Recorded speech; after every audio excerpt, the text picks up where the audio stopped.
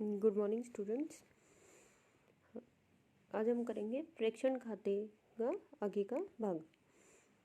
तो प्रेक्षणी की पुस्तकों में लेखा व्यवहार, accounting treatment in the books of consignor. प्रेक्षणी की पुस्तकों में लेखा व्यवहार, accounting treatment in the books of consignor. प्रेक्षणी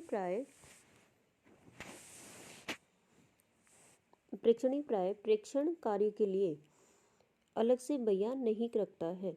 वह प्रेक्षण से प्राप्त माल की कोई प्रविष्टि नहीं करता है, किंतु अन्य व्यवहारों की जनरल प्रविष्टि उसके द्वारा की जाती है।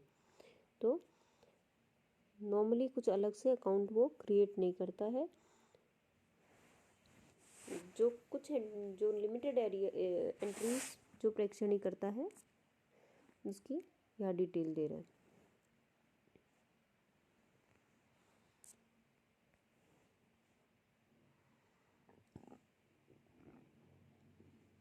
देखो, पहली है entry for remittance of advance cash to consignor.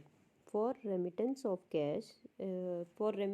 Advance cash to consignor. तो बीइंग देखो, consignor account debit to bank और बिल्स पेएबल। बीइंग कैश और bills payable remitted to consignor. तो कंसाइनर को being cash and bills payable remitted to consignor, उसको जब return कर रहा है तो क्या नाम से करेगा? Consignor account debit to bills bank और बिल्स पेएबल। ठीक है, यहाँ वो पेमेंट दे रहा है। सेकेंड है फॉर पेमेंट ऑफ एक्सपेंस। तो किसी एक्सपेंस का अगर वो पेमेंट कर रहा है तो consignor account debit to bank account. Consignor account debit to bank account. Being expenses paid on behalf of consignor for consignment। तो कंसाइनर अकाउंट डेबिट, उसका एक्सपेंस है, उसके नाम से ही करेगा। तो consignor account debit to bank account. Being expenses paid on behalf of consignor for consignment.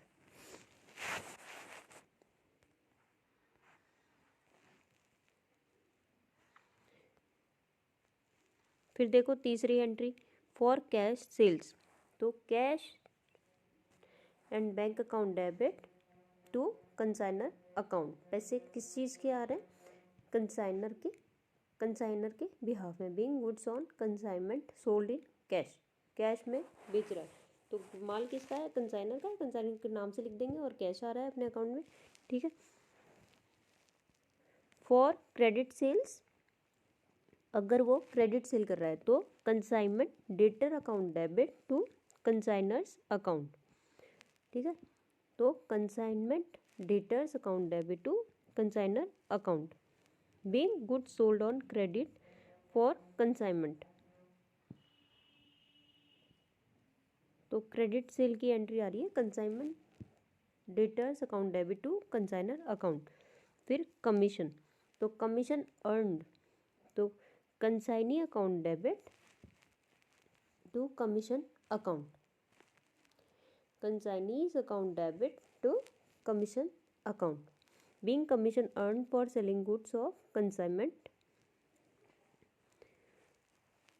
Sixth entry है फॉर कलेक्शन फ्रॉम डेटर्स।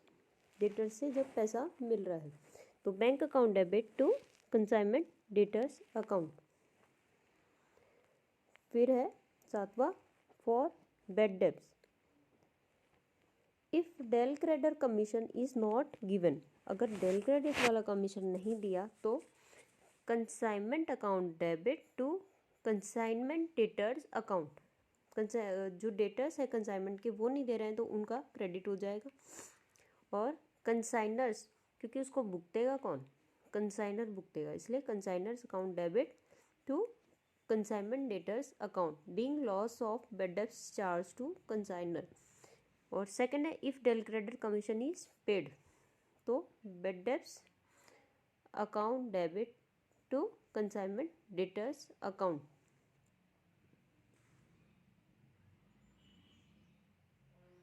तो जहाँ डेल क्रेडिट वाला कमीशन नहीं दिया जा रहा है वहाँ तो कंसाइनर को डेबिट कर रहा है, और जहाँ डेल क्रेडिट कमीशन दे रहे हैं कि बैड डेब्ट्स नहीं होना चाहिए तो क्या करेंगे, बेड डेप्स अकाउंट। ये बेड डेप्स किसका होगा, कंसाइनी का, कंसाइनी के खाते में जा रहा है अब ये बेड डेप्स। तो bad debts account debit to consignment debtors account, consignment debtors account को क्रेडिट करने से डेटर का तो अमाउंट कम हो जाएगा, और जो बेड डेप्स में जा रहा है वो कंसाइनी मतलब एजेंट के खाते में कम होगा, वो खुद के अकाउंट में ले रहा है कि ये बेड डेप्स मेरा हो रहा है। तो being loss of bad debts charge due to del credit commission, ठीक है, ये इस तरह का कमीशन डिसाइड किया उसकी वजह से बेड डेप्स में जा रहा है। फिर loss of bad debts charge into income of commission, loss of bad debts charge to income of commission. तो जो इसको बेड डेप्स हुआ वो कहाँ से एडजस्ट करेगा भाई, एजेंट कहाँ से एडजस्ट करेगा, उसका ऐसा एक्सपेंस जो उसका खुद का नहीं है तो वो कहाँ से करेगा, उसे इनकम में से करेगा जो उससे जुड़ी हुई है, तो कमीशन उसकी इनकम है उसमें, इस केस में। तो कमीशन अकाउंट को डेबिट करेगा टू बेड डेप्स अकाउंट को क्रेडिट कर, तो बेड डेप्स अकाउंट तो क्लोज हो जाएगा, एक बार डेबिट किया एक बार क्रेडिट हुआ, बेड डेप्स अकाउंट क्लोज हो जाएगा। अब वो अमाउंट शिफ्ट हो गया उसके कमीशन में, तो कमीशन उसको रिसीव होती है, इनकम है उसकी, लेकिन यहाँ डेबिट कर रहे हैं तो उसका मतलब इनकम घट जाएगी। फिर 9th एंट्री है for settling account by final payment. तो consignee account debit to bank account, consignor's account debit to bank account for settling account by final payment. Consignor account debit to bank, कि consignor को उसका payment कर रहा है तो consignor account debit हो जाएगा to bank account. Being balance due to consignor paid, जो भी उसका बैलेंस है उसको पे कर दिया। अब देखो एग्जाम्पल नंबर 2 करते हैं।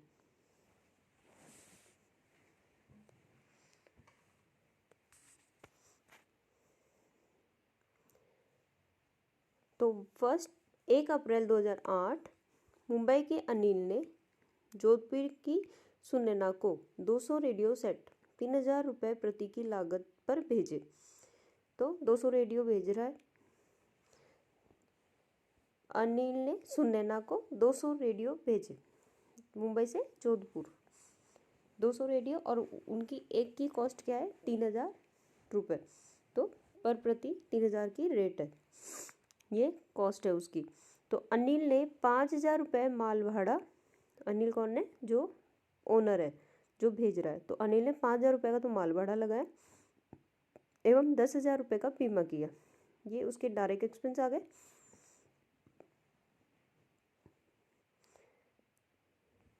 फिर 13 अप्रैल को सुनैना ने माल प्राप्त किया और 3000 रुपये माल उतारने, तो उतारने का 3000 का खर्चा लग गया उसका, और 1500 रुपये माल भाड़े के लग गए। अब 14 अक्टूबर 2008 को सुनैना ने अनिल को एक खाते की बिक्री की जानकारी दी। तो 14 अक्टूबर को सुनैना ने अनिल को एक खाते की बिक्री की जानकारी दी जो कि 1 अक्टूबर तक की थी। तो 180 सेट 4000 रुपये प्रति की लागत पर बेचे गए।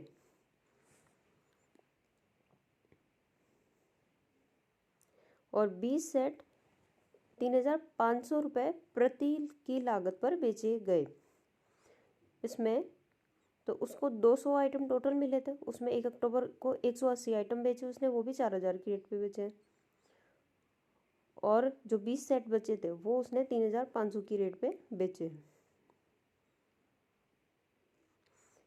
उसके डिमांड ड्राफ्ट द्वारा मूल्य भेजा गया, डीडी बना के उसने अमाउंट रिटर्न किया, जिसमें से 10% कमीशन बिक्री पर काटा गया। तो उसने 10% अपना कमीशन काट के जो बैलेंस बचा वो भेज दिया। अब देखो आवश्यक जनरल प्रविष्टियां व खाते दोनों के खाता बहियों में दिखाएं। तो on 1 April 2008 Anil of Mumbai consigned to Sunaina of Jodhpur 200 radio set at 3000 each. Anil paid rupees 5000 for freight and 10,000 for insurance. On 13th April, Sunaina received the consignment and paid rupees 3000 for unloading charges and ₹1,500 for freight. On 14th October 2008, Sunena sent an account sale to Anil informing that till 31st October 180 sets were sold at 4,000 each and 20 sets at rupees 3,500 each. She sent the balance by demand draft after deducting 10% commission on sales. Show necessary journal entries and account in the books of both parties. अब solution देखते हैं.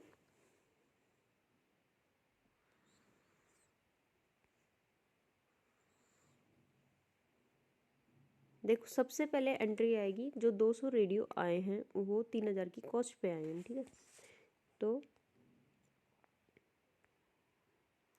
इसको marker मैं use नहीं करती हूँ, नहीं तो फिर ये पेज चेंज नहीं होगा. आपको क्वेश्चन भी दिखाना होगा साथ में. तो फर्स्ट एंट्री देखो 1 अप्रैल 2008, उसमें consignment with Sunaina account debit to goods sent on consignment. तो सुनैना का अकाउंट डेबिट हुआ, वहाँ माल आ रहा है. कंसाइनमेंट विथ सुनैना अकाउंट, और ये किसकी, अनिल की बुक में एंट्रियाँ हो रही है. देखो इन बुक्स ऑफ अनिल, जो ओनर है उसकी बुक्स में एंट्रियाँ हो रही है. तो वो माल भेज रहा है, किसको भेज रहा है, सुनैना को भेज रहा है. तो consignment with Sunaina account debit to good sent on consignment. और 200 इंटू 3,000 करेंगे तो 6 लाख आएगा. 6 लाख का फिगर डाला. ठीक है, अब उसके बाद एक्सपेंस पे कर रहा है, वो इंश्योरेंस का कर रहा है और फ्रेट का कर रहा है. ठीक है, अब इसमें पहले क्वेश्चन में जाओ. देखो क्वेश्चन में 5,000 का फ्रेट, इस लाइन में सेकंड लाइन में 5,000 का फ्रेट और 10,000 का इंश्योरेंस, मतलब 15,000 का खर्चा दिखा रखा है.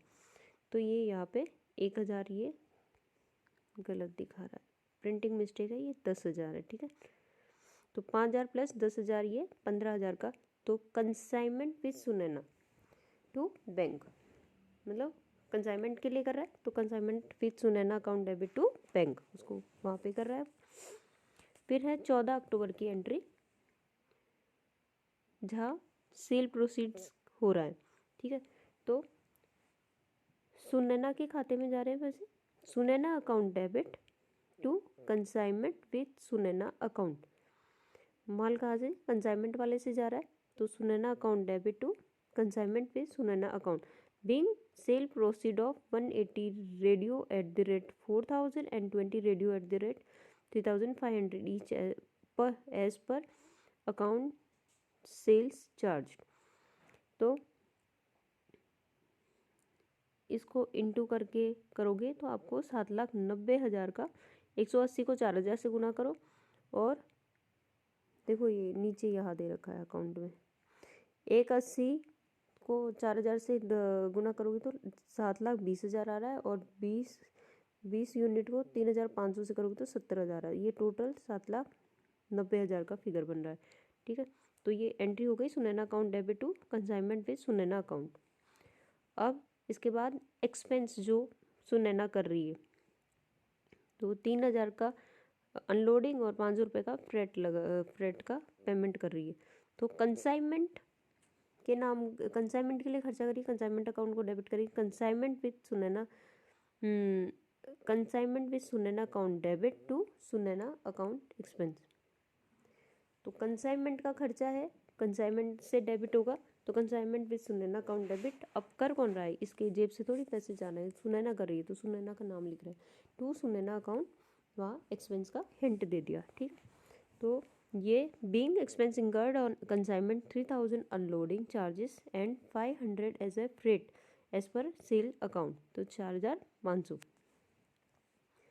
फिर है कमीशन. अब माल आया, वो बिका, उस दोनों ने जो उसके खर्चे किए वो लिख दिए. अब क्या बच रहा है, सब कुछ सेलिंग तो हो गई, सेलिंग वाला काम हो गया, तो उसका कमीशन. तो commission consignment with Sunaina account debit to consignment account. तो being commission payable to be, be Sunaina ही आएगा, payable to be Sunaina @10% on जो टोटल सेल हुआ है 7,90,000 का उस पर, तो 10% देना है तो 79,000।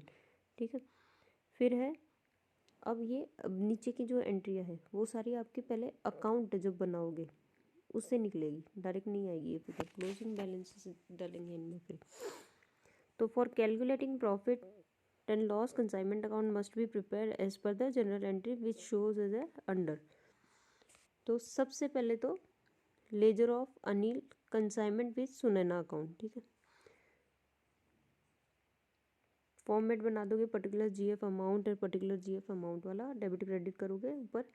अब सबसे पहली एंट्री गुड्स भेजा तो goods sent on consignment 6 lakh का।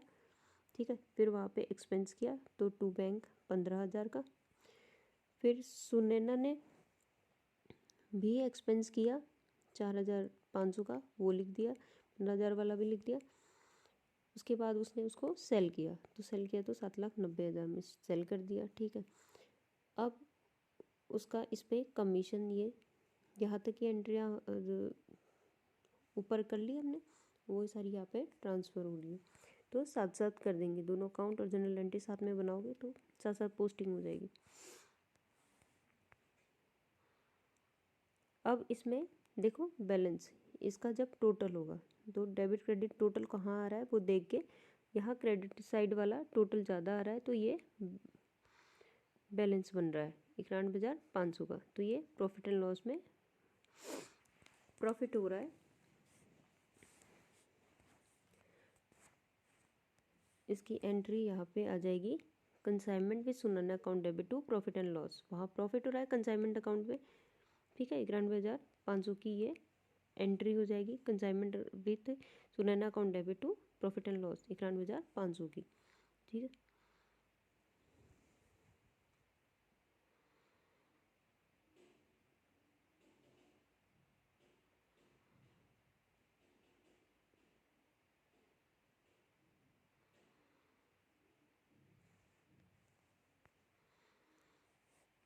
अब देखो सुनैना अकाउंट में क्या क्या एंट्रियाँ करी। तो सुनैना अकाउंट फॉर्मेट बना दिया। सबसे पहले तो सुनैना ने जो खर्चे किए, खर्चे उसने एक एक्सपेंस किया 4,500 का, फिर उसका कमीशन आया और उसने सेल किया। ठीक है, पहले तो उसने जो एक्सपेंस किया वो आया, फिर सेल किया उसने 7,90,000 का, फिर उसका कमीशन बना इस पर, तो ये 3 एंट्री हुआ। उसके बाद ये टोटल करके देखो तो डेबिट की तरफ ज़्यादा आ रहा है, तो यहाँ पे ये जो 7,06,500 का फिगर आ रहा है, ठीक है, वो बैंक के थ्रू पेमेंट करना है, फाइनल पेमेंट होगा by bank to Sunaina account होगा। ठीक है, और जो गुड्स सेंड ऑन कंसाइनमेंट है, जो ट्रेडिंग अकाउंट से जो सुनैना के नाम से कंसाइनमेंट आया था 6 लाख का, ठीक है, वो जब क्लोज होगा तो वो फाइनल ट्रेडिंग से घटेगा कि ये 6 लाख का निकला था, ट्रेडिंग हो गई है, सेलिंग हो गई।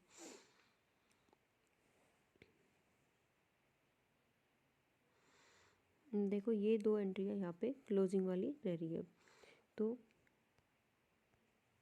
बैंक टू सुनैना अकाउंट 7,06,500 का, और यहाँ पे ट्रेडिंग में बिंग ट्रांसफर टू ट्रेडिंग, तो goods sent on consignment account debit to trading account से वो माल घटाया हमने, तो बिक गया हमारा।